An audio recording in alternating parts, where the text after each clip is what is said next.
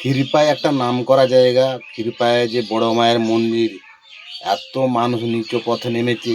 এই মেয়েটা reels viral করতে যেয়ে দেখে গেল বাবা শিবের ছাতিয়ে পা দিয়ে ও দুর্গা কালী সেজেছে। মানে মানুষ কতটা নিচে নেমেছে, সেই মানুষকে জীবনে মেরে দেওয়া দরকার। অনেক ক্রিয়েটার আছে, ইউটিউবে ফেসবুকের ক্রিয়েটার আছে, মানে তারাও কতটা নিচে পথে নামে, যে দৃশ্যমানা করছে দেখো। অন্তত ওই বড় মায়ের মন্দিরে অন্তত 20-25টা ভিডিও করবে, 25টা ভিডিও করে একে এতটা উপরেও চলে গেছে, নিচে নেমে গেছে। নিষ্পাপ মেয়ে কোথা থেকে।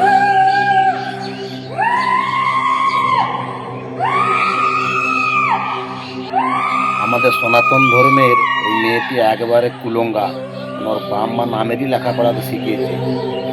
শিবের ছাতিয়ে পা দিয়ে কি আর এত বড় ভিডিও করতে পারে? সময়টা কত নিচে নামাচ্ছে।